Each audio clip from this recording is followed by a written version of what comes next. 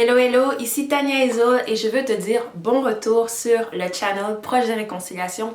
Aujourd'hui, nous allons parler de l'esprit. Donc, tu ne veux pas manquer cette capsule afin de grandir toi-même dans ton processus de réconciliation.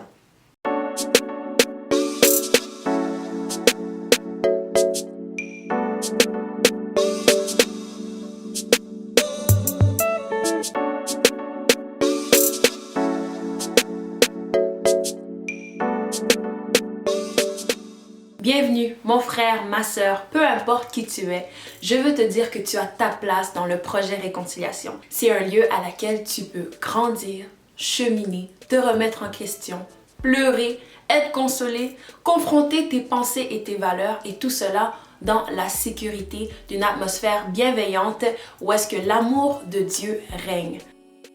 1 Thessaloniciens 5, verset 23, la parole de Dieu nous dit que le Dieu de paix vous sanctifie lui-même tout entier et que tout votre être, l'esprit, l'âme et le corps soient conservés irrépréhensibles lors de l'avènement de notre Seigneur Jésus-Christ.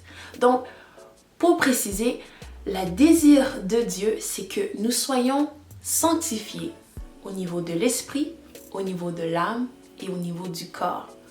Les trois composantes de chaque être humain sont importantes aux yeux de Dieu.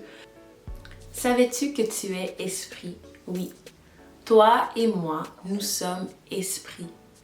En Genèse 2, la parole de Dieu nous enseigne que l'Éternel a insufflé son souffle de vie, nous rendant ainsi animés de son esprit.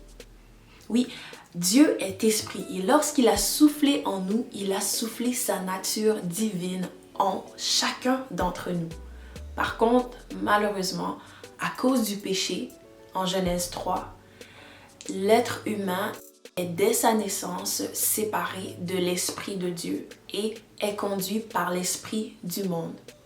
Mais avant même de parler de l'esprit de Dieu et l'esprit du monde, il faut comprendre c'est quoi un esprit. Dans l'esprit repose donc le souffle de vie, la présence, ce qui nous anime.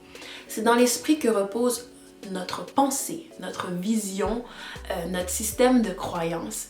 C'est dans l'esprit que reposent nos intentions, nos motivations, notre volonté. Et c'est spirituellement que l'on reçoit notre appel et les dons dont nous avons besoin pour y répondre. Donc ainsi, lorsque quelqu'un dit « je suis spirituel », certes, il dit vrai. Par contre, c'est soit que tu as l'esprit de Dieu ou soit que tu as l'esprit du monde. Il n'y a pas d'entre-deux. Yes. Deux options, je répète, parce que c'est très important de le savoir. C'est soit que tu as l'esprit de Dieu qui est opposé de l'esprit du monde, ou bien c'est soit que tu as l'esprit du monde qui est opposé à l'esprit de Dieu. Ils sont totalement différents parce que dans l'esprit du monde repose le péché et dans l'esprit de Dieu repose la sainteté. Il n'y a aucune zone grise. Guys, je sais, il y a tellement de gens qui aimeraient pouvoir se dire « Ah oui, mon style de vie est bien aux yeux de Dieu » et en même temps faire tout ce qu'il veut qui est inspiré de la culture du monde.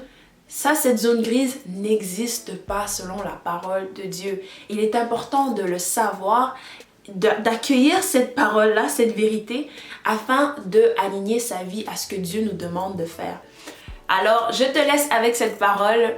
N'oublie pas de suivre également mon compte Instagram pour plus de contenu. Aussi, si vous souhaitez participer au projet Réconciliation dans le cadre d'un suivi individuel, n'hésitez pas à communiquer avec la page Facebook, Instagram ou voire même YouTube pour pouvoir avoir plus de détails et obtenir votre formulaire. Je vous aime d'un amour de Dieu et Dieu m'a au moins pour vous dire, soyez réconciliés avec lui.